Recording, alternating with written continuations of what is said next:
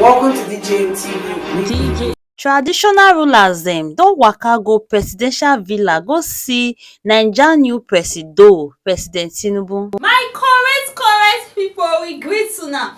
We welcome una to DJ TV where ogbonge tori and update dey shele. So if una never subscribe to our YouTube channel, make una hurry now go subscribe and also turn on the notification bell so that anytime wey be like say we drop any update like this, una go dey notified sharply.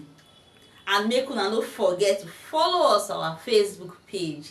Anyway, my people, make we quickly run enter the tori and update wey we carry come for una. The National Council of Traditional Rulers of Naija don enter Abuja like this, go happy and felicitate with President Tinubu as the new Presido of Naija as part of their custom to visit new leader. President Tinubu happy well as e see dem, sotey e even begin tell dem the plans wey e government get for Naija, including the fuel subsidy matter wey dey ground. According to President Tinubu, im tok say im government decision to remove subsidy na to cut off all the mago-mago wey the thing carry and also to make Naija own system begin work and function. E still talk about the improvement and of security within the nation and also creation of jobs for our youth dem. E still assure dem say im door dey open, as in im get open door policy, say na so im wan take run im office o.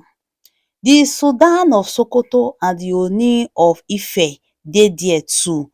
Dem still assure President Tinubu say dem stand gidigba to support am and make sure say dis administration e go well. Anyway, my people, make I play una the video make una see some clips of the visit wey dis traditional rulers dem take visit President Tinubu. Make una watch the video. What's going to bring Nigeria to a scale is the subsidy. A country that cannot pay salary and the same potential. We are calling ourselves, we did the right thing. It's in your hand. As the closest people to the local government, to the grassroots, to persuade our people to have the understanding. These prices will be high now, but they will go down, and we will continue in ways that will help you. We are all ears. We are ready to listen.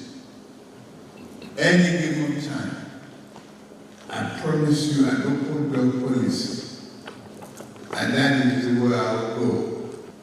That open door policy is for you to call me, send to me,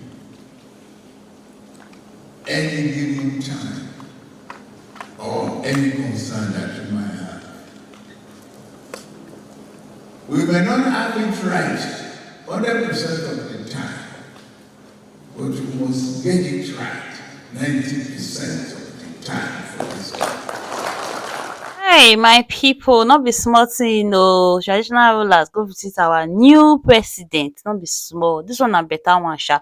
Anyway, everybody, updates will carry come for una like this be this. Make una drop una comment and una see am, and make una no forget to like and share. Una do well. See you all in our next video. DJ